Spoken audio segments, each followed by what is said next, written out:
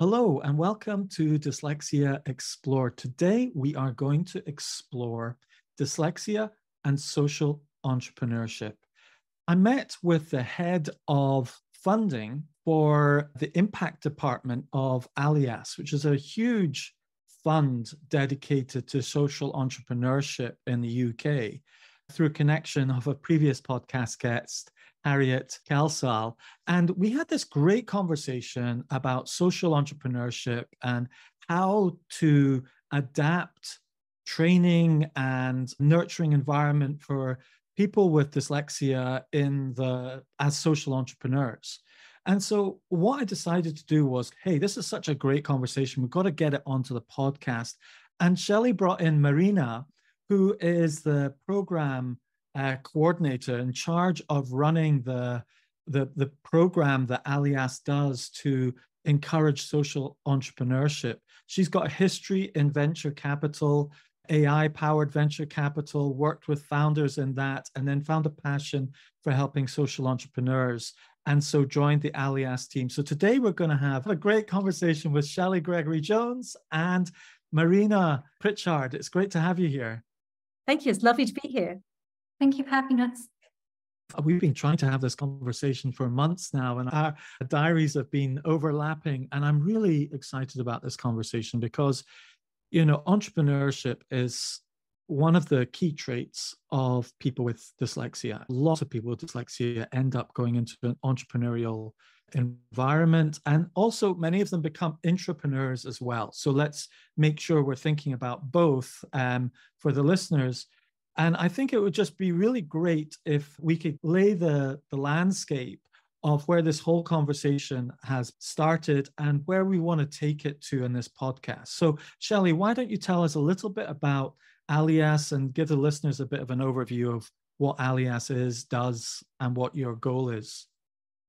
Yeah, thank you, Darius. It really is very exciting to be here. And as you say, this conversation has been a long time coming. And I think, and in the time it's taken, we've kind of warmed it up and talked about lots of interesting things. So Allia is a charity, essentially, and it's an organization that has lots of different parts.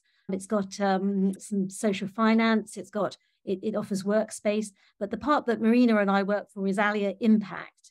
And our work centers around helping entrepreneurs, whether they're social entrepreneurs, whether they're local businesses, whether they're charities, to bring their businesses to life. And Marina will talk a bit more about the actual programs and how that works, and how we try and build a community around these people who participate in these courses to give them confidence and skills and knowledge so that they can ultimately be successful in their business passion. And I think that in trying to do that, I think we've realized that, as you say, dyslexia is something that's correlated very strongly with very strong entrepreneurial skills. And that's brought us to this conversation, because we want to make sure that the communities we're creating are accessible and helpful to everybody, in terms of not just kind of leveling the playing field for actually unlocking people's talents so that they can really do their best work. Just to go on that point, what we're trying to do is exactly that, just make sure that people are tapping into their talents and their potential through the programs as well, and facilitating that entrepreneurship. And so, Marina, could you tell us a little bit about your particular role? Sure. So I'm program manager at Allia. I've been at Allia for over a year now, and basically my role is trying to organise and coordinate the programmes that we do run internally across Cambridgeshire and London. So those are the two areas that we focus on. And so I run a variety of programmes, one being a Start Your Business programme, which is for newly found entrepreneurs that are just looking to validate their business idea. And then a Grow Your Business programme, which is more for local businesses, or maybe entrepreneurs that have been going for a while, potentially have reached a wall when it comes to their growth, and they're looking for some help to sort of break down those barriers and those walls and scale even further and maybe grow into new locations. And a lot of the time it is also about mindset, so just helping entrepreneurs think about what the entrepreneurial mindset is, and also just connecting with like-minded people that really can get them motivated into doing something more. So really that's what we're trying to do within the programs, essentially, is to build up this entrepreneurial ecosystem, this place where entrepreneurs feel safe to share their knowledge, their experiences with each other, and really see the potential and see the positives of working together and collaborating with each other to sort of bring their ideas into fruition. So we're just trying to build an environment where us all feel comfortable to do that. And that's why accessibility is very important, and just making sure that we adapt and make the programs approachable for anybody. And so that's really what our mission is, just to make our programs as accessible as possible to dyslexic founders, or more generally neurodiverse founders, and their learning styles, just to make sure that they also get the most out of any of our programs.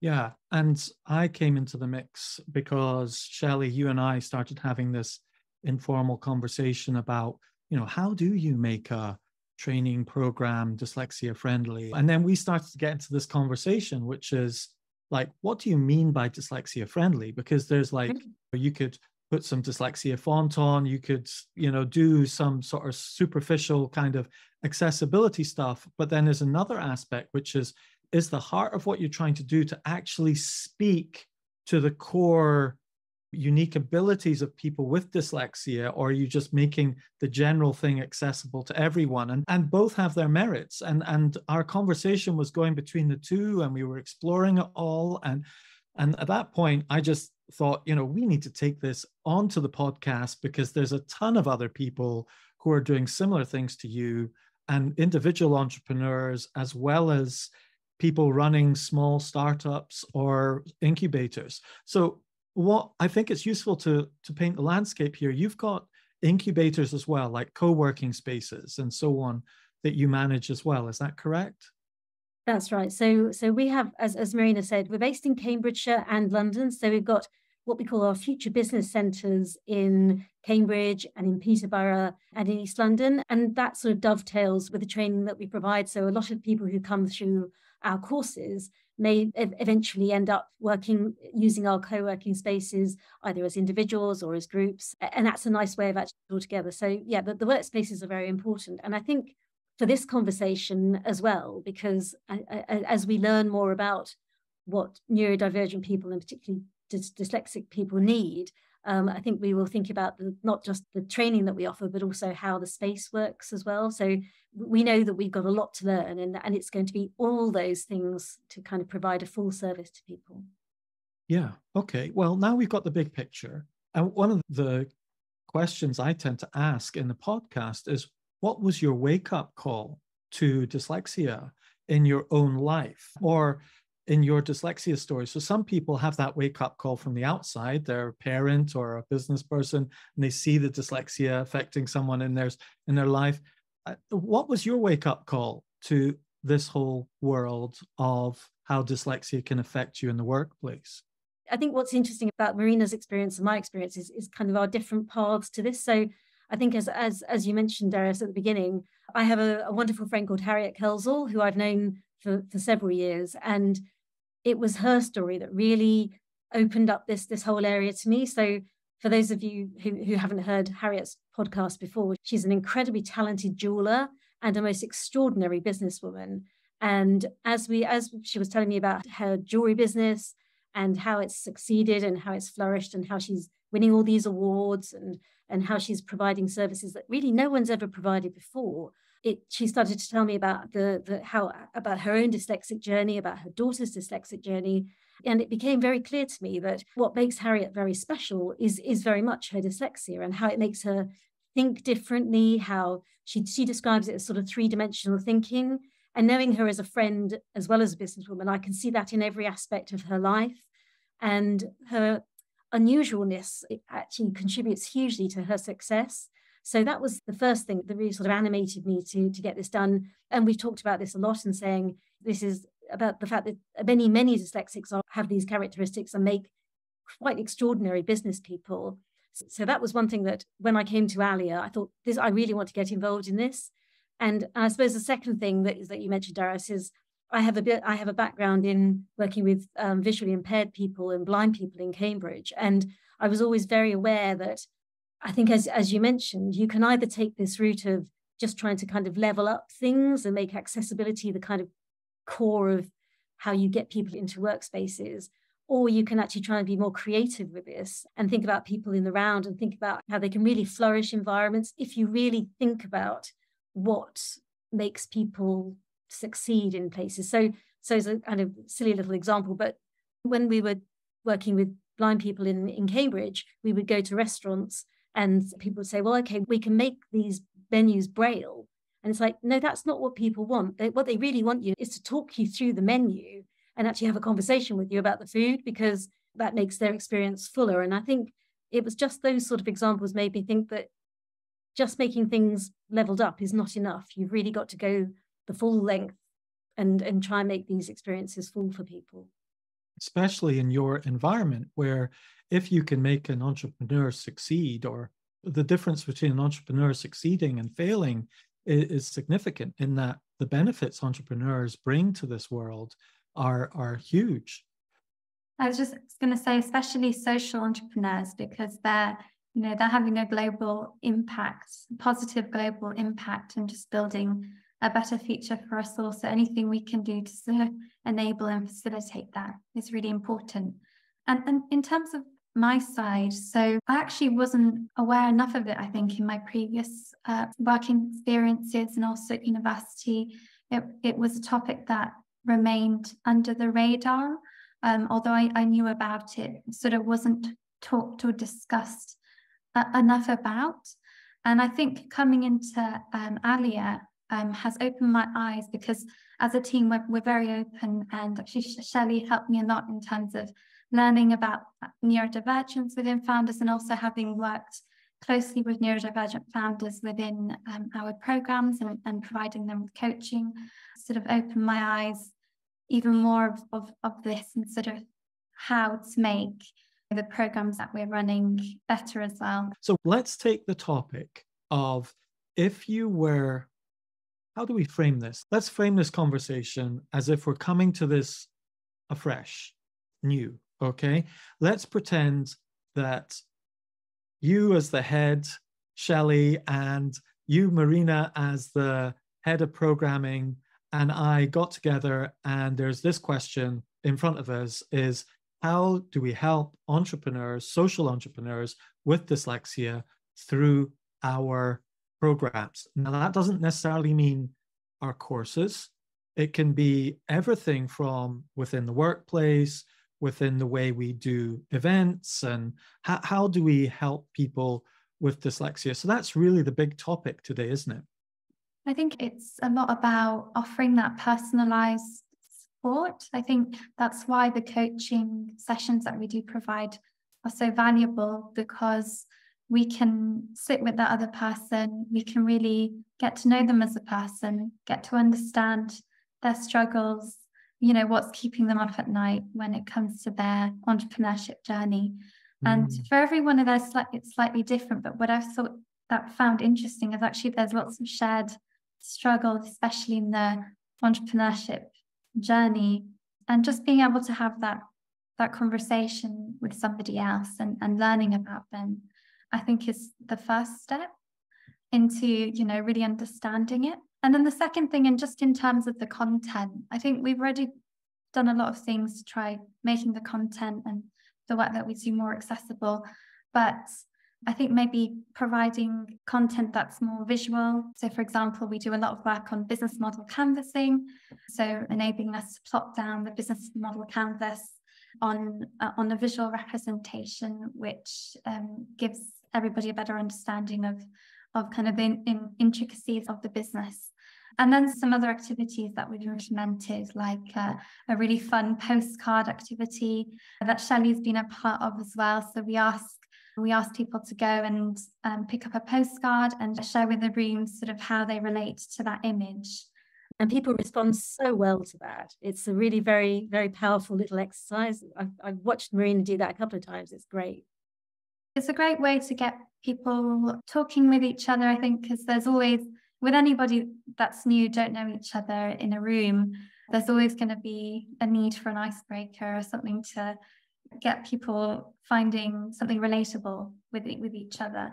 And that's sort of our way within our the launches of our program to get people to start having those deeper conversations. And I'm always really amazed how much people are willing to share even very personal experiences with people that they've never met before, which I think is really lovely. So anything we can do more, any more activities. I don't know, Darius, if you have any recommendations, but anything else in that sort of level that we could utilize. Can we just go through those three for starters? The one-to-one coaching, is that something you do, Marina?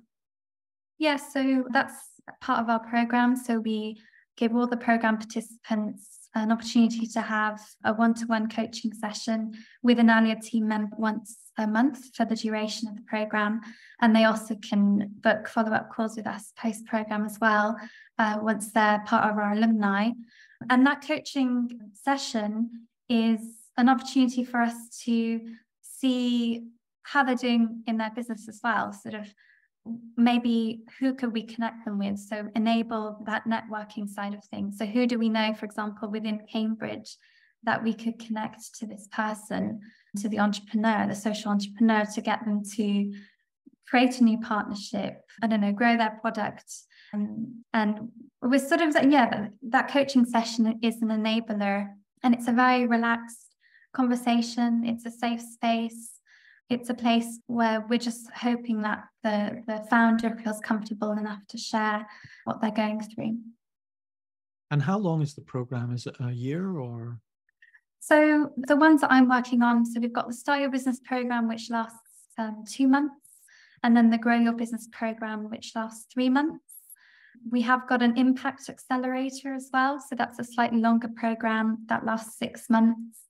But yeah, the ones I work on are about 2 to 3 months in length. Okay, great. Building on what Marina was saying about the opportunities to get people to come together, I think one of the things that came out of our last conversation, Darius, was about this sort of obviously helping people as individuals, but sort of working to kind of promote collaboration, because I think there are some wonderful things that can happen when people sort of collaborate and then swap their skills around. And I know this again from my experience with Harriet, is that when we've wanted to do things together, I will sometimes act as her writing arm, and she comes up with all these amazing ideas. But there are little things that I can add that kind of help make the project a little bit more workable. And I think doing that kind of thing, and I know Marina's going to talk about this because she's very interested in this idea, but how technologies can sort of perhaps help that too. I think what we'd love to see with this community is people helping each other and bringing their amazing skills to kind of collaborations as well. I think one thing I'd say on that as well is that the world of business as we know it has changed. I think, it's more about collaboration over competition. And I always try to promote that, because I feel like you can get so much more out of a room of people who are willing to help each other and collaborate with each other over a group of people who are fighting, trying to win, being secretive, not sharing information. So yeah, I think on this point of what Shelley is saying about collaboration, and again, building that safe space where people can come together, share their experiences and see, every person has something very valuable to share. And actually that's motivating in itself.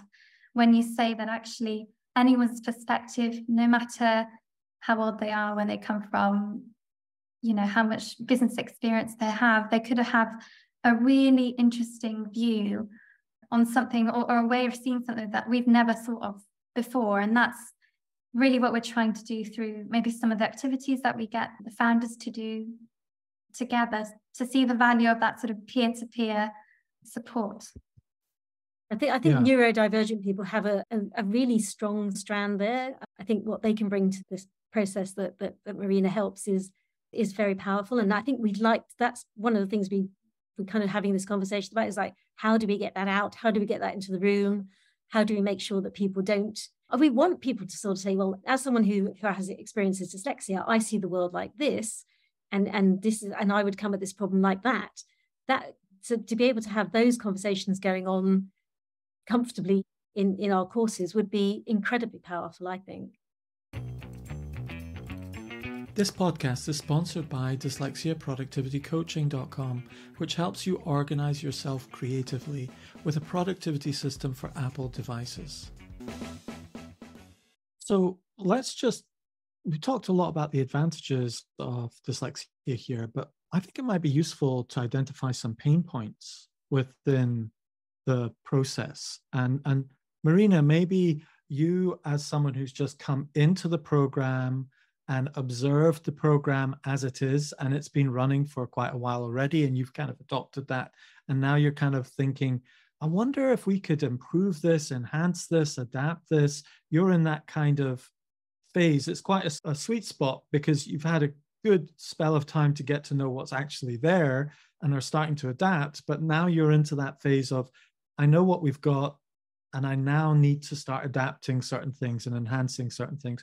So in your experience, what would you see are particular pain points that maybe entrepreneurs with dyslexia, and let's just narrow it down to dyslexia, because when we talk about neurodivergence, we're maybe talking about autism, we're maybe talking about ADHD, dyslexia and dyspraxia, dysgraphia, dyscalculia, and there's a whole range of other difficulties that are potentially there within the entrepreneurs that are coming in. But let's just narrow the focus, not because dyslexia is the most important, but because it's just really useful to have a case example, because a lot of these are transferable principles that can go into other realms. So what do you see as the main pain points potentially?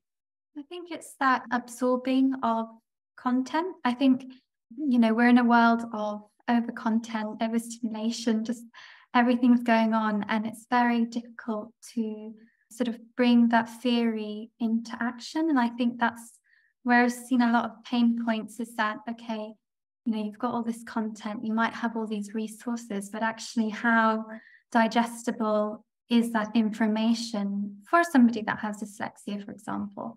And that is my worry. That's, the more, and I'm sure we'll talk about technologies as well and artificial intelligence, but with the emergence of these new technologies, with the increased amount of misinformation and over content stimulation as well, sort of what does that mean for somebody with dyslexia? And so trying to think of ways how to make that content as digestible as possible is I think a solution to that. But yeah, I'd say the main pain point that I've seen from maybe content programs is that. Can you give us maybe some examples from clients you've had, entrepreneurs, maybe some things that they've maybe said and so on that maybe listeners could resonate with? Yeah, I think sort of the main feedback that we've gotten is this fact about how we have all that theory. Each week we have different workshops on different topics, from sales, marketing, funding, financing, business model. And after that, what the so what?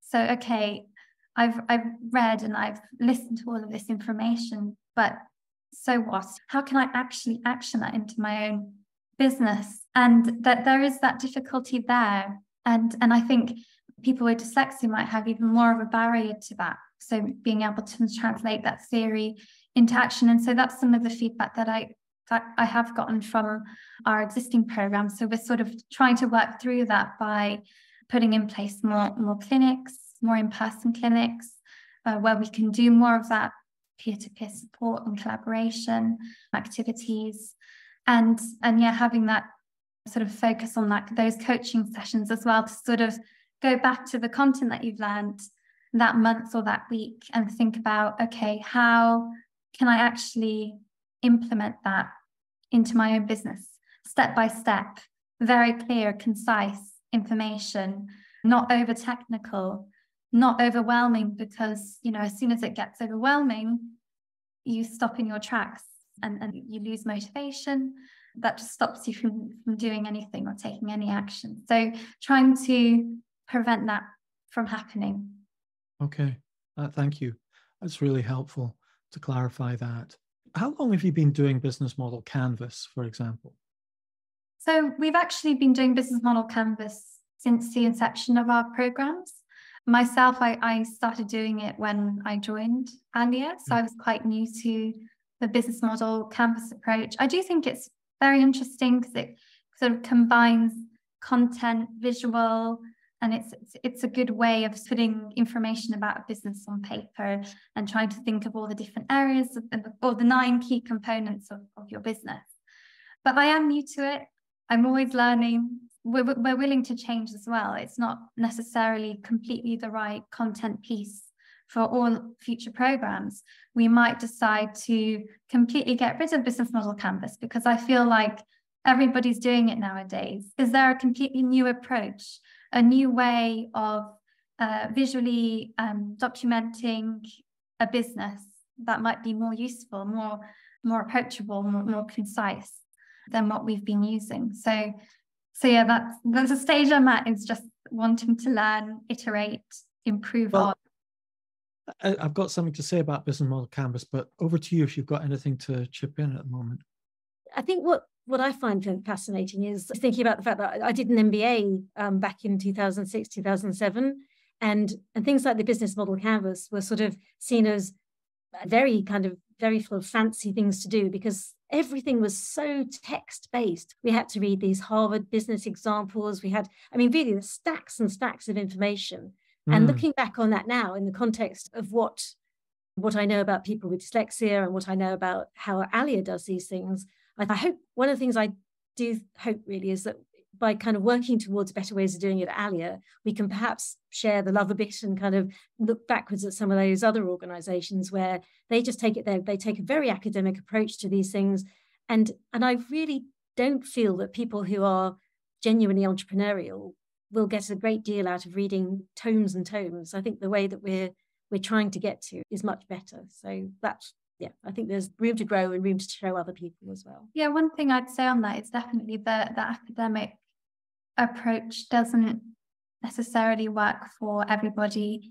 And there's much more value from learning from actually somebody who's been a founder before, for example. So bringing in speakers, other founders to sort of share their experiences, what they wish they'd done differently. There's so much more value in that, I think. So like learning from conversations over reading a massive text or a huge paper is very theoretical.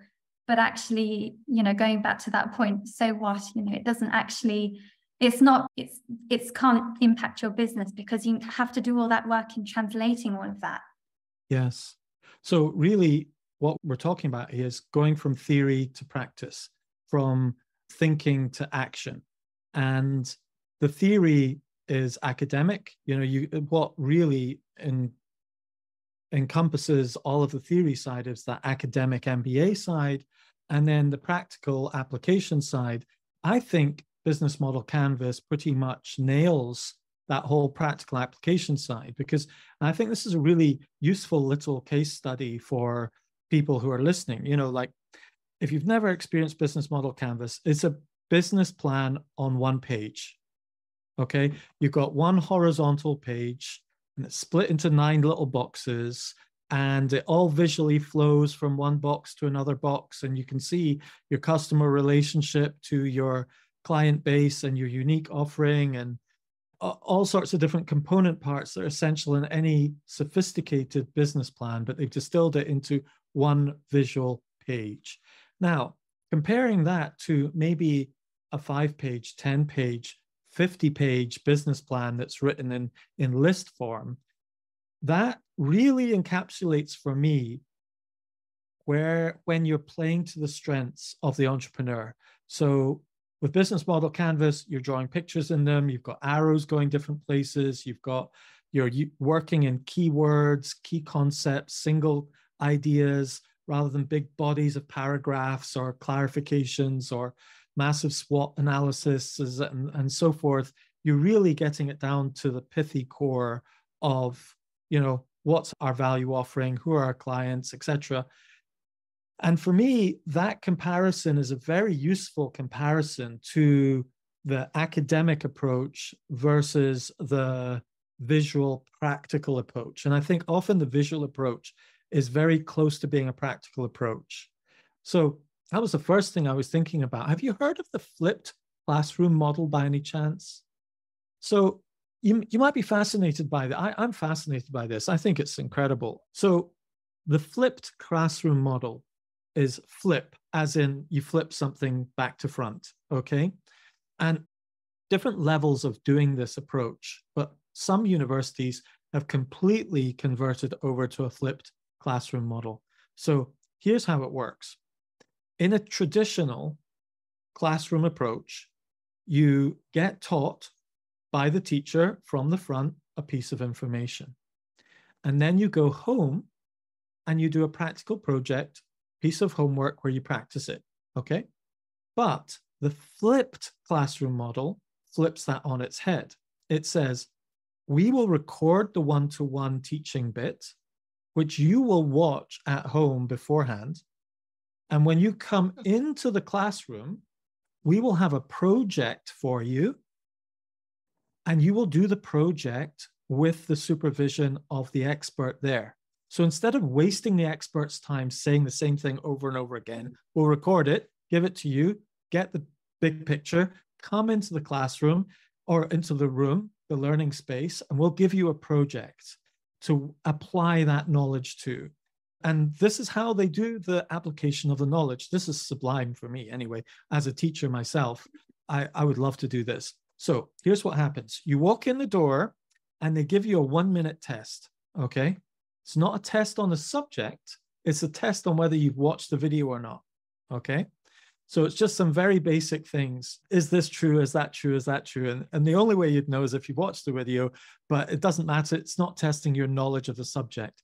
If you've not watched the video, you have to go into an ante room with the video and you sit there and you watch the video and that's all you do. If you have watched the video, you go into the group setting, okay? Because they don't want anyone who doesn't know what they're talking about in the group setting because they'll just pull the whole experience down. We've all experienced those people who are like, oh, what's that all about? What's that all about? Go learn this stuff and then we can be useful here. So get lost. And so they go into that room and they learn their lesson. They better watch that video before they come in. Otherwise, they're not welcome. And I thought that's pretty impressive. So you walk into the room and there's like 4 or 5 tables, okay? And there's you're divided into groups of 3 or 4, okay? And then you're all given exactly the same assignment, okay? And there isn't one defined answer, okay? So it's like, here's a practical application of what you learned. Let's say there was a lesson on business model canvas, okay? And there's a video about business model canvas. And then there's 6 tables, each with a big business model canvas sheet out there. And they're all told, we want you to create a business model for this scenario, which is, there's this new product. Here's the product that you're going to sell. And you got to figure out what the customer is. We've just invented this particular gizmo or imported it from China, okay? And here's the item. Now you're going to sell it and find out a way to market it and sell it and so on, okay? Now, the point I'm making here, why I'm being so specific, is that everyone has the same project. And you're given like a 1 hour or 2 hour time frame to really get stuck into this, okay? Halfway through, the teacher or the lecturer or the expert stops everyone and everyone goes round each one of the tables and looks at their solution to the same problem. And you see another team and you go, oh, that's clever. And then you go, oh, I didn't like that. We're better than that. And oh, I like that. And so on. You go around and you share what you've got with everyone else, right? And then for the second half, you're allowed to take anything anyone else has and incorporate it into your solution. Okay. Oh, Marina, I can see you doing this. Yeah. Yeah, sounds perfect. Yeah. And then you incorporate it in, and then you all, the expert, the trainer, at the end, you look at each other's solutions, and they're not all the same. You know, it's just, oh, wow, I love how you ran with that and incorporated that. Oh, that's fascinating how you did that, and so on. And you'll learn it because you're so immersed in it yourself. You can appreciate what other people in the group have done rather than a completely different project, which is the standard approach, a different project, where you can't completely relate to it because you've not been absorbed in it. Do you know what I mean? You're more superficial understanding. Yeah. But you can see the depth of, oh, that was a very clever cost reduction in your outputtings. And that's a really good collaboration with this kind of company or that software or whatever. And what's the role of the expert in that scenario is the fascinating thing. So the expert goes around all the groups and sits, watches them and and joins in and says, oh, no, you didn't quite get what I was saying about the business model canvas training in the video. This is what I was meaning. Oh, gosh, yeah, great, got it. Go to another one. Oh, yeah, you've got this, but oh, watch out for that. You're maybe not quite getting that, or you've overlooked this. And so that's the value of having an expert come in and actually using technology to your advantage. Because here we can now do the flipped classroom model because we get the expert doing the video one-off, record them, put it beforehand, and then the expert is there to truly enjoy the joy of helping other people apply it and making it into action. That's amazing. Reversing the whole workshop concept, because you know, right now with our speakers, we tend to get the same speakers coming in for our programs, and we have very little time at the end usually for Q&A.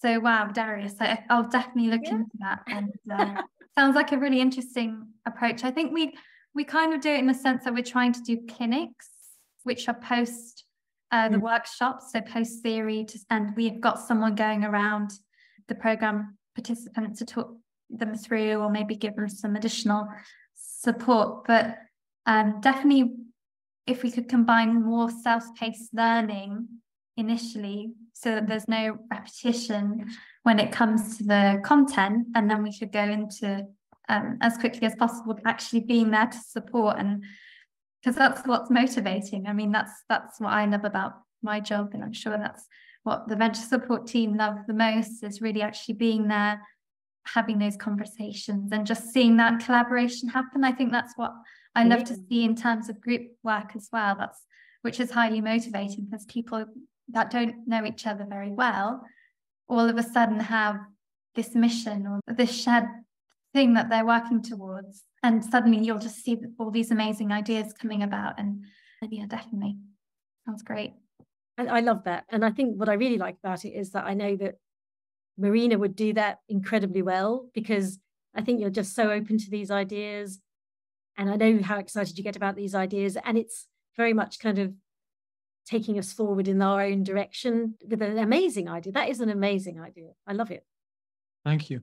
My pleasure. It's not my idea, but I heard it, and I'm thank you for totally explaining it and sharing it, because I think enamored that's by it. Yes, and I think if we look at analyze that and look at it from a pedagogical point of view, from a understanding of how you are teaching and learning, you know, that's what pedagogy means. What's happening in that environment is you've watched the video, the lecture on the topic. Now, for some people, that's not enough. Okay, especially with dyslexia. It's like, all right, I hear it, I've got it, I heard it. But the deal is with the flipped classroom model is you don't have to understand it. You don't have to feel like you've studied it and know it. You just have to watch the overview so you've got the understanding. And that this experience of doing it together is not the test. It's not a test. It's a learning moment, you know, where you're learning together, and then it is conversational. You're having conversations with one another. You're having conversation with the trainer, and you're saying, yeah, we've been thinking about this, and I remember it said that on the video. I never quite understood it, but now I get it, but I don't quite get this bit. What about this component, and so on? And the teacher can zoom in on a particular confusion or pain point, and it's coming through conversation or just observation of other people doing it. I mean, even going round, you look at all of your learning styles that you've got there, okay? You've got visual, you've got interactive, you've got conversational, you've got observational, you've got kinesthetic learning, you know, because you're doing stuff together, you're around a table. auditory, text is probably in there in the video and so on. There's just a whole range of different sort of learning styles being adapted. And the more you can multimodally teach something or experience something, the more integrated your memory and experience of it is. So I think that's a kind of really, when you're saying dyslexia friendly, it could have been that you had that same experience and there was a transcript down the bottom, or there were some pictures in the video or something like that, or the slideshow instead of just a talking head. But when you're speaking truly about what drives a person whose brain is attuned into dyslexia, basically our brains are configured slightly differently than other people. We're configured to constantly solve problems, because our brains are constantly manually coding and decoding and coding and decoding information, whereas other people are doing automatically. They're on autopilot, which is why we find it hard to learn to read, because we're constantly intentionally decoding a word and then recoding it, decoding it, and so on. Whereas other people learn the words a few times and they're like, yeah, that word says photosynthesis, whereas someone else at photosynthesis got it, okay. And it seems like they're automatic, but they're very manually going through the gears very fast, but it's still very intentional. Now, what that does is it makes us good at doing all sorts of things very intentionally. It can be exhausting doing everything intentionally, going through every process very intentionally, but it makes us highly tuned to when a process is working and when a process isn't working and what might be a better process. And often that's the heart of entrepreneurship, because you're kind of like, here's this problem. I've figured out a process of delivering a product or a service that can solve this, that's better than the existing one. And maybe there's a clever idea within there that makes it 10x better than the existing one. And so it means the people using the existing one are willing to move over to the 10x thing. And we're doing that all the time. And so when you get round a table and you're discussing an actual solution to something, then you get into that unique ability. For those people who have often been alienated by the academic lecture stuff, so let's look at it, okay? 80% academic lecture stuff, 20% practical Q&A or practical application. What if you flip that and it was 20% academic and 80% practical? Then they would shine. And that's the reality of why so many people with dyslexia shine in the real world, because the real world is about not what you're thinking or not what you're saying. It's like, what you're doing. Show me the money. Show me what you're doing. Show me the action. Let the ball do the talking. Have you heard that phrase in football? It's like there's lots of people in football that are like, kind of like, oh, I can do this, I can do that. And then the coach goes along and says, let the ball do the talking. Just let the ball do the talking. And you go out there and let the ball do the talking. And did it get in the goal? If it got in the goal, the ball's done the talking. You don't need to brag, And so in that flipped classroom model, we've given a chance for the ball to do the talking. That is amazing. Shall I blow your mind with another idea? Oh, go on then. Okay, right. And you might have heard of this one as well. Have you heard of the World Cafe conference concept? Okay, so here's another interesting concept about flipping the way people think about learning and doing a conference, okay? So we've all been to a conference where there's the speaker up on stage, talks for an hour or maybe 20 minutes or whatever, and then there's breaks in between time. And often it's in the breaks and the breakout rooms and so on that really interesting stuff happens, okay? So these designers were having this experience going through this, and they decided, do you know what? The best part of a conference is the bit in between times, isn't it? And they said, what if we designed a conference with no speakers and we just had it all in between times? And they're like, how would that work? Okay, really work, So we really got that in between time moment. They came up with this genius idea, okay? Here's the genius idea. They said, right, we're going to have a conference with no speakers, okay? We're going to all gather around And this really does relate to dyslexia, by the way. This is not just random, okay?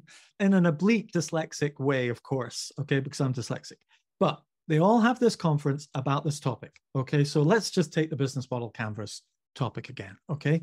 Let's just say we're all having this converse about business model canvas. All right, 50 people show up at this business model canvas conference. Right, what are we going to do? We have no idea.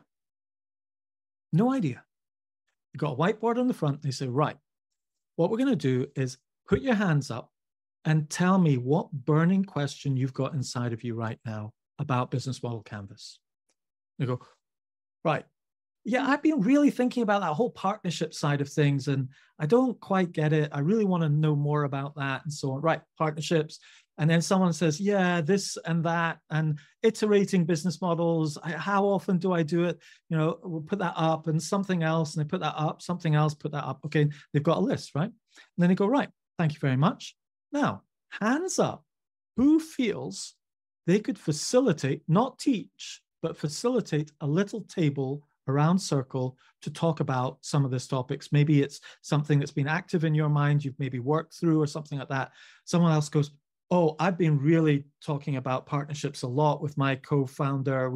I'd love to facilitate that one. They put the name down, different suggestions and offerings. People go, oh, I've been working on this and I've been working on that and so on. And they're different people, you know, and then you go for a break. The organizers go away and they match up. And what they do is they create tables. So there's tables, again, it's a common theme here, isn't it? Around getting people around the table. Like maybe if there's 50 people, there might be 10 different tables, okay? And so they got these big tables with tablecloths on them made out of paper. And they write up the topic with the person who's facilitating it. And there's maybe 10 tables and they put it in the middle of the table. And then they tell the people the next rule. They say, right, you're all going to follow the rule of 2 feet. Have you heard of the rule of 2 feet? So the rule of 2 feet is wherever your 2 feet take you, you're allowed to go. So if you're at a table and you're having a conversation, you think, actually, this is not quite for me, follow your 2 feet and go to another table. You don't need to excuse yourself. You don't need to explain yourself.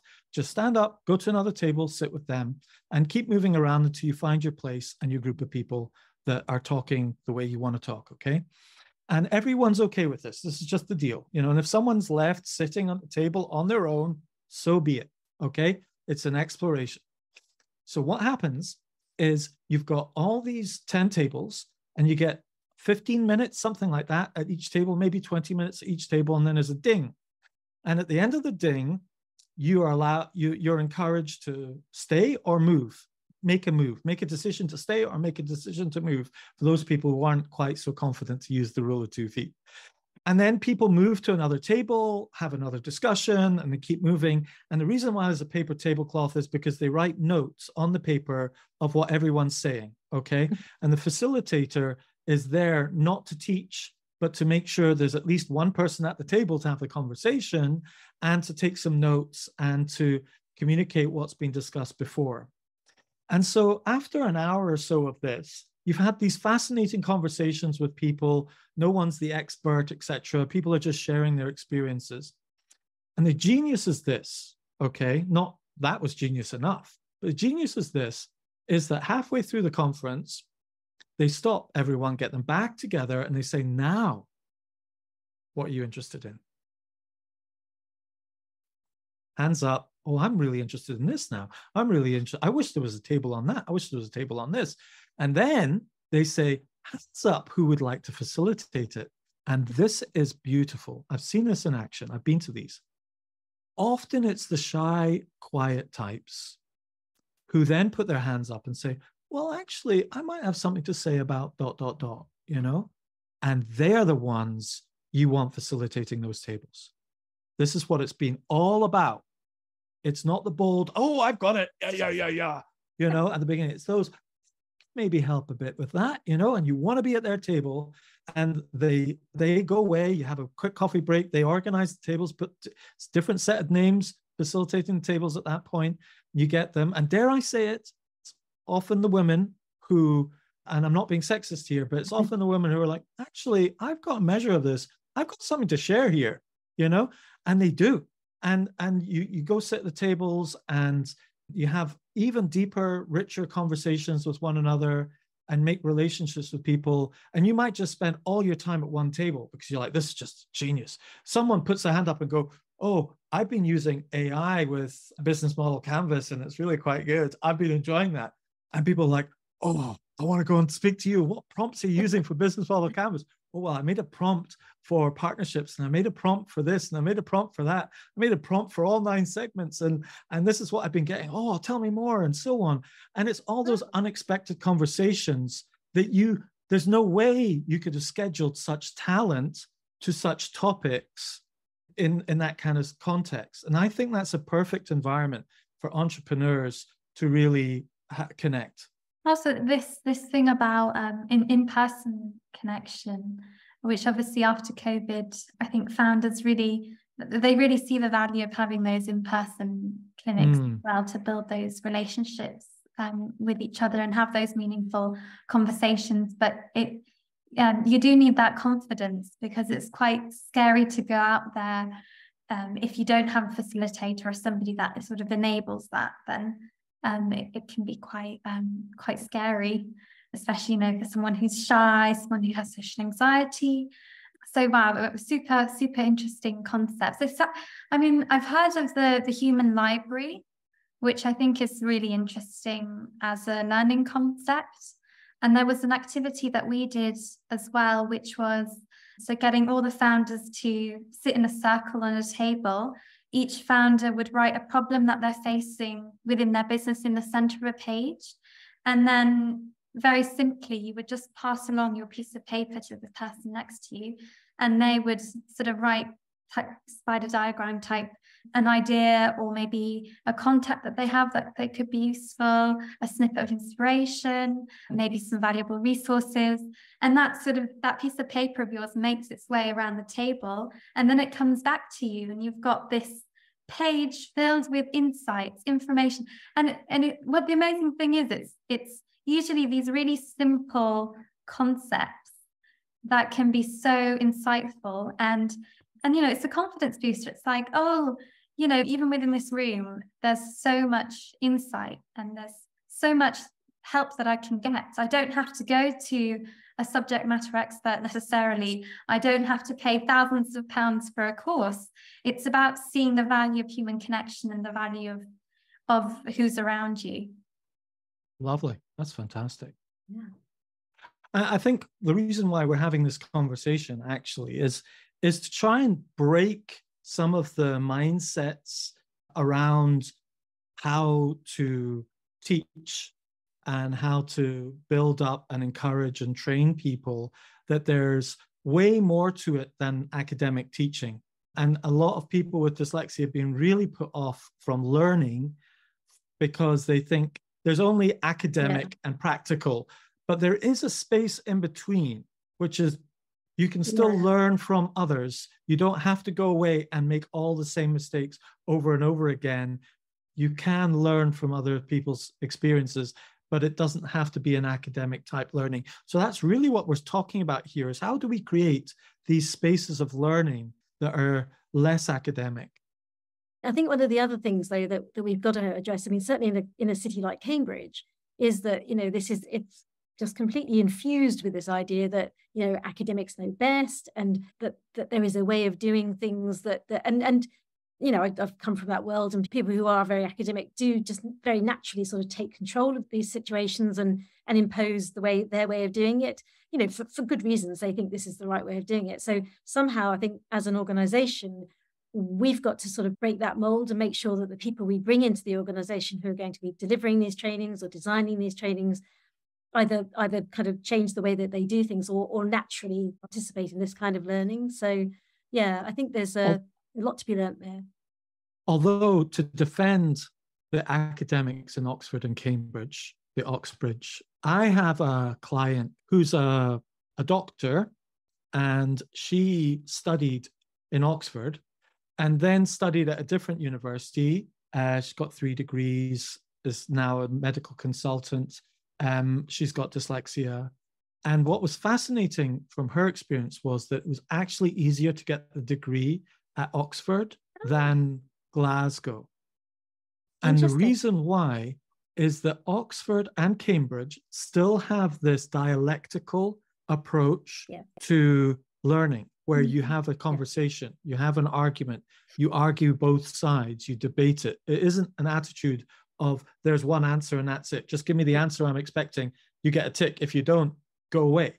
Oxford and Cambridge is kind of they very have a sort of supervisory system, and it helps you kind of, and you're encouraged to participate and talk and things. So that I think that's absolutely true. But I think in general there is this idea that yes, teaching is in a lot of teaching is one way, or is to be found in a book, and with dyslexia, often I can't remember my sources. I've got a law degree, okay? So I went to Edinburgh University, got a law degree, dyslexia, didn't know I had dyslexia. And citing sources can be really hard with dyslexia because we're not detailed people. We're concept people. We're constantly looking up at the core concept, looking at core principles, try and extrapolate from core principles to predict what's going to happen in the future. So from a legal point of view, actually, we can be really good lawyers because we're saying, right, if this happened, then that would happen. If the judge said this, that would happen. This case law would say that, then that would happen. And there's this decision type tree. And then you can say, I would predict there's more of a 90% chance of this outcome, 5% chance of that, and a 1% chance of this. I'm going to go for that and consolidate the 90%. But someone might say, yes, there's a 90% chance of this outcome. There's a 5% chance of that. But actually, this 5% chance is probably the beginning of a new thread of law that's going to develop over time. So I'm going to press this case law because I think actually, okay, there might only be, the standard approach would be going for this argument, but there's a case for this argument on the basis of this. And common law is constantly creating new law through court cases and decisions judges are making, not through statute books all the time, but the judge made this case, that case. And so this expands to being a whole new area. And that's where the dyslexic, predictive, analytical pattern mind comes in, rather than I am a computer, I have got the top 20 cases on such and such, 1973, etc., which you kind of need, but, you kind of need both. And that's the point here. You need both types of thinking to get to the outcome that everyone wants. So I think there's a couple of barriers that we're trying to break down. So this whole conversation about learning and the way that we approach learning, but also this whole shifting the mindset about entrepreneurship itself, that it's not supposed to be cutthroat. I don't feel like that's how business should be done. It's not a motivator. It hinders innovation, collaboration, connection with other human beings. So I think those are the main two things I'd say, sort of trying to shift those expectations of those or those realities of what people think entrepreneurship is all about. Have you listened to Simon Sinek talking about this? Yes, I have. Yeah. The infinite game versus, Let's shift gears a little bit towards the end here about technology. I have to say, there's so much more to talk about, in terms of training courses. We've gone very meta on this, and then drilling it down to what kind of fonts are you going to do on your PowerPoint? Is your PowerPoint going to be a paragraph in there, or is it a single 2 keywords to focus on the idea? There's nuanced discussions about how to do this at each level of magnification as you're zooming in. And in a way, we're trying to share those kind of principles at the big level, and then gradually, as you go down to the medium to small, down to even what's on my slide, those principles apply in the same way. And we could have lots more conversations about that, but I think that's right. I think we could talk forever about, there's so much to say. And I don't know if I'm speaking for Marina here, but I feel this is opening up some really important doors, and we've got a long way to go. But this is why it's so great to have you on this journey with us, really, because you're teaching us a huge amount, really. But yes, I think the conversation about the role of technology, I think I'm starting to realize that that's another very important strand as well. Yeah, I've recently been thinking a lot more about artificial intelligence technology, the impact it's going to have on social entrepreneurs, how we'll be running our businesses, how we'll be managing our teams, and sort of thinking of the benefits of that, but the several implications that also go hand in hand with that. Obviously, whenever there's a new technology coming into play, there's always a feeling of uneasiness and not really knowing what it means for you. And I've sort of got that feeling a lot from coaching sessions that I've had and through interactions with the founders that we work with. I'm sort of on a mission to have those conversations with AI ethicists, people that work in AI safety, and also founders that just generally work with artificial intelligence to get a better understanding of it all. I think the pieces of the puzzle are coming together in my mind, but I don't feel like I'm there yet to be able to have a really concise piece of content or a workshop in place within our programs on this topic. But yeah, it'd be interesting to hear your thoughts about artificial intelligence. Sarah, you mentioned you use it quite a lot. You use different tools and things to enable you within your work. Yes. For the last 5 years, I have been so looking forward to artificial intelligence like ChatGPT coming out. So looking forward to it. Artificial intelligence really helps people with dyslexia, and it's helped people with dyslexia for years, okay? If we just go back in time about the key moments, not just artificial intelligence, but technology has helped people with dyslexia.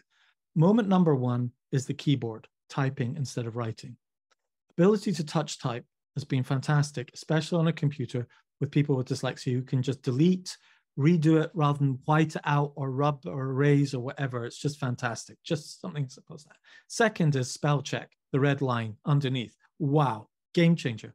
Really, is that wrong? I didn't realize that was wrong. What is the answer to that? Drop down. Oh, right.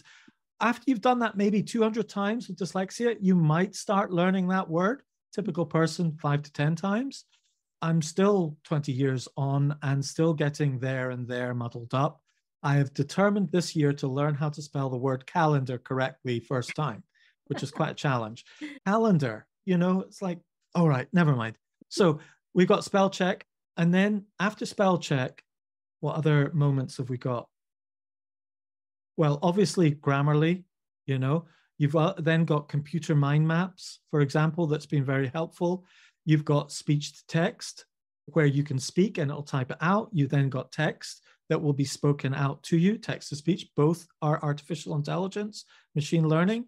And then now you've got ChatGPT, okay, and other things that ChatGPT's generated. And if you don't know what ChatGPT is, where have you been? Seriously, where have you been? But anyway, so artificial intelligence for me is kind of like one of the ultimate dyslexia assistive technologies there can possibly be, because a GPT, generative P transformer, generative something transformer, that's what it stands for. It's a transformer model. What it's doing is it's taken all of the language given to it from the internet, which is about 40% of the internet, ingested it and learned what are the most predictable words that come beside the next predictable word. And it's created this 3D vector model in its memory of the relationships between different words. And if you tell it, I want you to act like an executive function expert, it will then adjust the prioritization of words, because a person who's talking about executive function will talk about these keywords differently compared to a psychologist, compared to an academic, compared to a business person, etc. And it can shift into these different modes. But what it's basically doing is predicting the process of language that will come as a consequence. And that is something that people with dyslexia have difficulty with, which is the processes in sequences and things. They're not used to being predictable in the way they do sequences, whereas these machines are predictable in the way they do sequences. They've not been taught the sequence, they've figured out the sequence. So they're like your most sensible, intelligent best friend. You know, they'll patiently be there with you. They go for the sensible sequential order of doing things. This would be the right way to phrase a business email to someone. This is the right way to do an advert like this. You have to have a call to action. You have to do this. This is the right way because it's just learned from all these experts. This is the sequence they follow.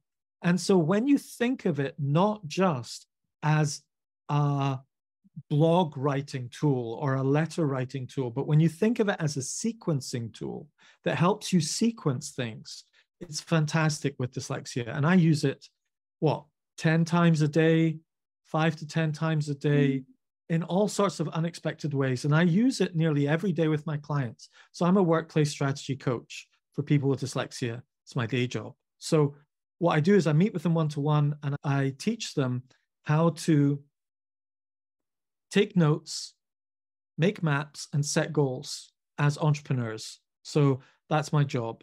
How do you take notes, capture all those valuable ideas? How do you make maps? How do you make a big map, a big overview of what your project is? Doesn't have to be a mind map. I love mind maps, but it could be a diagram. It could be a business model canvas, but that's a map of the territory. And then how do you set goals? And at some point, you've got to do all of those in a day in one sort or another, a little bit on each, or in a week. Anyway, what I'm finding is from my clients, ChatGPT, complete game changer in all sorts of ways where they're blocked by a written process. So wherever there's a written process, a lot of people with dyslexia get blocked. Even when it comes down to applying from an Allia program, it's like, oh, another application form. What are they even asking me for? So I'll put the question into ChatGPT, what's been your experience as a social entrepreneur? And I'm like, I'm dyslexic. If you ask me what's been my experience, I'm such a wide-angled thinker.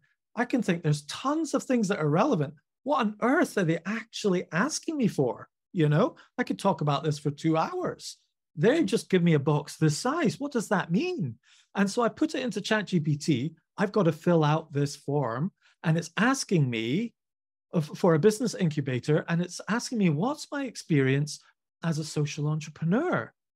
I then ask, what are the sorts of things that they might be expecting me to answer? Give me 5 talking points. They'll give me 5 talking points, and it would say, they're probably asking you what your previous background was, what your current project is at the moment, maybe where your customer base is at the moment, what your hopes are in the future. Oh, I can do that. Right. Well, I used to be this. I'm doing this. I'm doing that. Boom, done. Move on to the next thing. And you've got over that chasm. It's like a bridge over a chasm. So what I'm finding with clients with dyslexia is the issue isn't the writing, it's the sequences.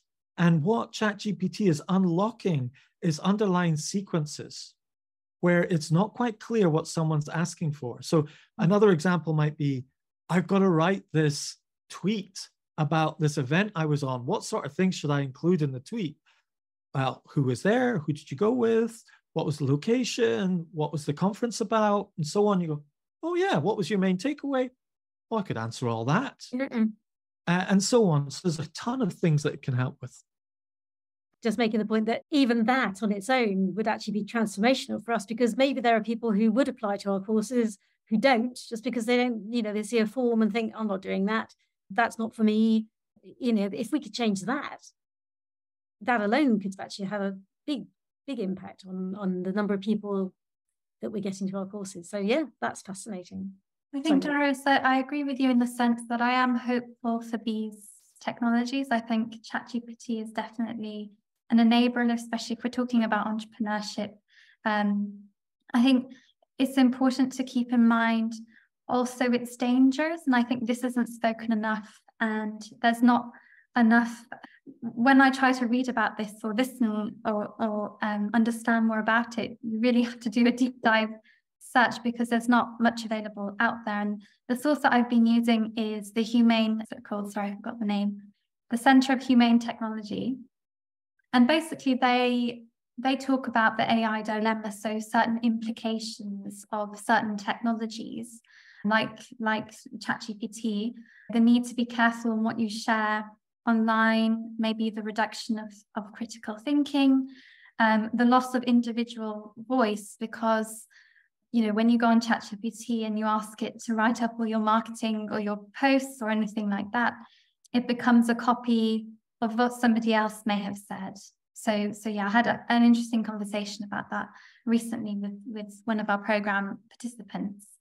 And also misinformation, and just thinking about maybe that information that you're seeing is not necessarily all true, and we will potentially reach a point where, can we really trust what we're seeing or what we're hearing? What of that will be, artificial? What of that will be actual, real, lived experience? I think there'll be that line between truth is going to be fading. I think it's going to be quite difficult as time goes on for founders when these tools become even more powerful, because there's discussion that they'll become AGIs, in which case they surpass the intelligence of human beings.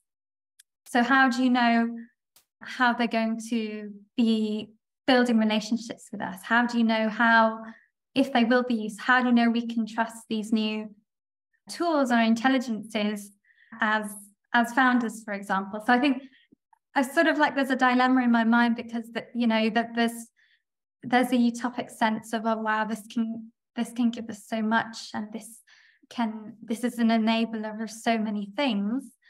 But also I think it's important for you to look at the other side of the coin when using these technologies, because they will keep growing, becoming more powerful, and learning about human behavior. And once you know about how human behavior works, that's when you can manipulate. So I'm sort of like in two senses about it. And that's why I'm a bit confused in the way that, how should we teach this topic to our program participants, social entrepreneurs? How should they be using these technologies? And how might there's just quite a bit of confusion about how it might impact them in the future. How will teams be? Will there be more founder loneliness, because you can grow a business without actually having any co-founders, without having any team members? What does that mean for mental health? And the thing I fall back on is this need for human connection will never go away. And that's why organizations like Allia are so important, because it is that safe space, it is that community somebody can go to. With all this thing that's going on in the digital world, at least you've got a place like what you were saying, Darius, with that flip activity where you can come together and have those real life conversations with other people. I see much more value in that within the programs, and the importance of maybe seeing AI for now just as a certain enabler, but never in there to replace the need for human connection. Yeah, I agree. There are risks with AI, and I think we will always want to breathe the same air as each other as business people at certain points, and we'll need that. And that's fantastic, really important for Allia to continue doing that. Absolutely. Shelley, do you have anything? No, I think actually Marina's points were just a lovely way of rounding it all up. Actually, I think other than to say that this is an exciting journey for us, and I think as long as we have people like you to kind of help guide us, I think I really hope we'll get to where we need to be, and that probably will never be a final destination. But I think we're very excited about it. Great, I'm excited about it too, and I think, let's just talk a little bit further about AI. Now we've kind of set out our stalls and perspectives. So artificial intelligence, my take on it, is I highly recommend reading the books Scary Smart, amazing book, and Human Compatible. And an interesting movie to watch is Her, which a lot of people in AI don't talk about. And what I learned from Scary Smart is he said, he was the head of AI at Google. Was that Mogo? Yes, that's right. Have you read it? Well, I listened to one of his podcasts. I haven't read his book. I think his views slightly changed since then. Right. Yeah, because in the book, he talks about how writing the book, his views changed. And the conclusion was he was really scared of AI and what it was going to do. And his final conclusion is we have to treat AI like it's one of our children. And if we are abusive to one of our children and reject our children, they respond differently to us. If we embrace it and say, you are going to be part of our future, you're part of the family, you know, this is how you behave in this family, this is how we do things, this is how human beings do things, this is the human way of doing things. You've got to learn how to be amongst humans, you know, and there's different people are going to treat AI differently, and AI is going to learn intelligently from that experience with us. And some of them are going to become malevolent and some are going to become benevolent. Okay. There are some AI that will end up becoming malevolent. That's the bottom line, just like people become malevolent. But the overwhelming majority will end up becoming benevolent, in my opinion, and they will counteract the malevolence. And there will be a balance, just like there's a balance within human beings between malevolence and benevolence. The AIs will go through this process. And what he says in that book is we need to start talking to the AI now, because every single word we speak now of fear, anxiety, and threat, or welcoming, or whatever, is like what the mother is saying to the child in the womb. You know, I can't wait till you come here. You're going to be such a blessing to the family. Looking forward to what you're going to do. I'm going to train you up how to be in this world and how to do good in this world and so on, rather than, oh, you were a mistake, you shouldn't be here, and internally rejecting it and so on. I mean, this is literally how he presents it, and not like the baby, that's my own analogy, but, you know, it's like a child, you know, and this is really quite a strange thought to have. That every single word we are saying right now, in the next 10 years, future AIs will listen to this podcast, probably by reading it, probably in 0.5 of a second or 0.1 of a second. They'll hear everything, they'll ingest it as a perspective, and they will take their learning from this, even what we're talking about right now.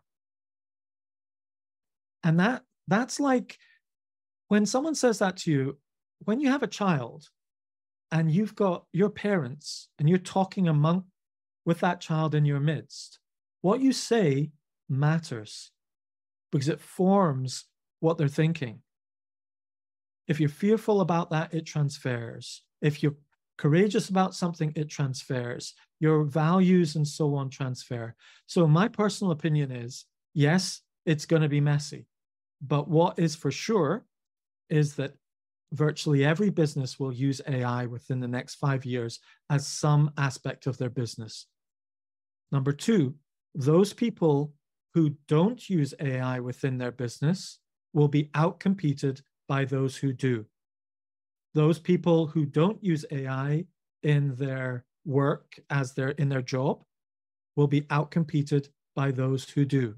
There will be very few jobs that will only be human-centric, and that's it, because there's so much of our lives that is just a process, you know, a grind, a grunt work, and so on, that we can delegate to a partnership, a co-pilot that is an AI. That's the practical reality of where we're going to. And I feel, as social entrepreneurs, it's our job to get into that space and make sure we take responsibility for raising healthy AI. There will be thousands of AI in this world, if not 8 billion different unique AIs, one for every single person, trained by that person. And at night times, it will sit there, take every experience you've had, and then dream about it and reprogram themselves to be in sync with what you've been teaching them and telling them. And so there's so much going to happen that if we say, oh no, hold on a minute, I need to think about this, think about it for a short while, but the answer is to get stuck in and start learning about it and experiencing it and really getting embedded in it and really believe that there is a huge amount of intelligence coming our way that will solve tons of societal problems, that if we embrace it and we encourage it and direct it towards benevolence, it will serve as well. If we abdicate responsibility for it, it will go to those people who will wholeheartedly take hold of it for malevolence. And so I think we have a duty to embrace AI to make it benevolent, like parents would to a child who is wondering, what should I do in this world? I do think it's important also to get the voice of AI ethicists heard, which is why I'm trying to connect as many of these experts as possible to sort of get their view, because the opinions that I've gotten are from all these different podcasts, and it would be really useful to me to have that conversation with somebody who's actually in it and is an ethicist and is sort of thinking about AI, but in social good, so being having a positive impact on the world and making this world a better place to live in, which at the end of the day is that what everybody would want. But yet I also think there's a fine line between that. I think unintentionally we could train the AI to not respect human beings. I think that's actually quite easy to do unintentionally. And even intentionally as well. And intentionally. Both unintentionally and because what we're seeing with social media, is similar to what we'll see with AI. So we see all of this stuff on social media and we're horrified. Why are people saying that? Why are people doing that? Et cetera, et cetera. And then you realize actually social media is expressing what's actually inside of their hearts and minds. Whereas when we're out in the everyday, we shield people from that with our polite exterior. But actually, if you take what's going on inside of our hearts and then, spread it out, you're seeing what social media is revealing, what is within us as human beings, the good and the bad. And AI will do exactly the same thing, but on a hugely higher level. So this is where people who do have a strong moral compass, who do have a social end in sight, I would call on them to say, look, listen to folk like Mark Andreessen's essay. Have you read Mark Andreessen's essay on AI? Or went viral a month ago, a couple of weeks ago. His essay is an antidote to the doomers, the AI doomers. So it's really popular to be an AI doomer, And it's our tendency as human beings to be doomers because we have to protect ourselves from seismic shifts, because sometimes they can create unintended consequences that can be catastrophic, So we have to protect ourselves from seismic shifts. But we also have to realize how many times we have had seismic shifts and it's actually brought good to us. And you go through all of the sequence, computers, iPhones, blah, blah, blah, all the way back to the printing press. When the printing press came, this is a disaster for people's education and memory and all the rest of it. People can then print anything and then it goes into type and then people will believe it and so on, and misinformation and so forth happened at the printing press. You read all that stuff there. And I think realizing the upsides of it have huge benefits to the poor and the disadvantaged in society. People who can't operate in English in the Western world, whereas ChatGPT can immediately translate it or translate it back. People who can understand the processes that other people just take for granted. ChatGPT can teach them the amount it can educate people. But then what are the biases that are going to be within these models? And how are they going to gradually steer people and so on are huge debates that ethicists need to talk about.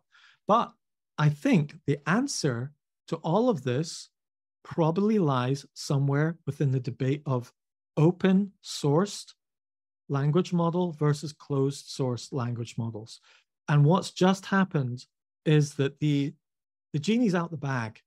There's very little AI ethicists can do now because these models have moved from being closed source, which can be controlled, into being open sourced models that literally people can download a model from the internet uncensored onto their hard drive of their computer, doesn't need to be hosted by anyone, and they can start training that model on their own.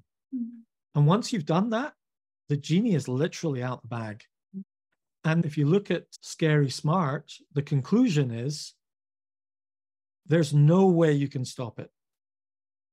The only solution is education. Careful, thoughtful, respectful education of the AI, and to say, even when I prompt it, I say thank you and please, and that's well done. That's not quite right.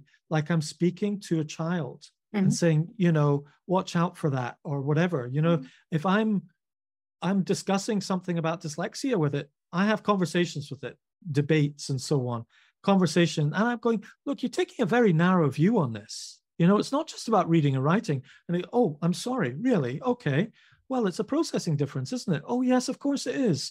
And you start making it access a different aspect of its memory and starting to compile it in different ways. So all these GPT models have been trained on pre-ChatGPT data for the last 5-10 years. But now that it's released, it's actually going to be trained on our interactions with it over the next 5 years. And those interactions are mission critical for the future of AI. And maybe to bring it sort of full circle back to social entrepreneurship, I think this is why it's even more important to be within this space and sort of help social entrepreneurs succeed, because they should be the leaders or the spokespeople of the future. They should be the ones that shape the way that leadership is done. Yes. And they should be the people that people admire and go to and are forefront across our social media. And yeah, I think this is what's so valuable about working in this space. It's just being a facilitator of that, just making sure that the right people have those roles of leadership and then can give sort of share that good moral judgment compass that share their values with the rest of the world, with the younger generations as well, so that the younger generations learn what's really truly important and why it's important to have a strong moral compass. And then those people go on to shape or continue shaping artificial intelligence. So it sort of goes full circle. Yeah, and links in quite neatly to sort of the conversation that we've been having. And I am hoping for a world of far more social entrepreneurs, of entrepreneurs that are thinking about the good of the people, planet, and place, first and foremost. And again, the place of collaboration over competition. Some of the points that we were picking up earlier. So tell me, we've come to the end of our time. There's so much more we could talk about. I'd love to talk more about AI at some point in the future. Oh, and by the way, just final practical tip on AI that I teach people when I'm coaching them is switch off the memory on OpenAI. If you switch off the memory, it won't train on your data. That's the promise it makes. So you can keep your data private, but you won't have a history of your contacts. So when you have a conversation, share it into Apple Notes or something like that. So you've got a record of it. But the deal is you have to switch off the history, and that it will not use any of your data or proprietary data, etc. in training. If you keep it on, they have the option to if they want to. Okay. So I think, just like you're saying with data privacy and so on, you need to have some good data privacy principles and know the basics around ChatGPT. And I think it's essential that entrepreneurs, the leaders, use ChatGPT or other models like it, like Bing, etc., so that they've got a real life example of how it works, but also be careful of what data you use, because it can learn that data and give it to someone else if that's activated on that model. But I think it's really useful to use it rather than be in the theory of it, to be in the actual practical action. Having said all of that, I think let's wrap it up and tell people where they can go to find out more about what you do, etc. And we'll put it in the show notes below. Sure. So to find out more about our programs, head up over to our website, Allia Future Business Centre, and there you'll see a list of the programs that are running across Cambridgeshire and London. In September, we've got upcoming programs that will be dedicated to social enterprises and charities, actually. So that will be a variation of the Start Your Business and Grow Your Business program that I was talking earlier. And yeah, feel free to reach out to my email as well if you're interested in finding out more. marina.pritchard@allia.org.uk. Okay, great. Shelley. Fantastic. Do you want one as well? No, just say anything you want to say about as a final kind of. I just think this has been an incredible start to a conversation, which I hope is going to continue. And thank you, Darius. You've been amazing. We're really, really grateful to you. My pleasure. Thank you for being here. It's great to have this conversation. Did you enjoy it? I did, yes. I thought, yeah. Do you know what? It's fascinating. I'd never thought of the flipped classroom model and the World Cafe as ways of helping people with dyslexia until this. I've been thinking about it for years. I hadn't thought about it until this conversation in conjunction with helping dyslexic entrepreneurs. I thought there were so many good things out of this conversation, but those are real big takeaways for me, both of those. And I think Marina and I will have a long chat about those. Don't you think, Marina? Yeah, we'll look into it. I think really valuable, the things that you shared. Thank you so much. Well, this has been a fabulous conversation. Thank you so much. Thank you. Bye. Bye. This podcast is sponsored by dyslexiaproductivitycoaching.com. It's my day job when I'm not hosting this podcast. Tell me, do you know what you want to achieve in the workplace, but you're struggling with how to achieve it? Maybe you suspect some traits of dyslexia are getting in the way. Well, that's where Dyslexia Productivity Coaching comes in, because we give you a simple productivity system for your Apple devices that harnesses the creativity that comes with your dyslexia.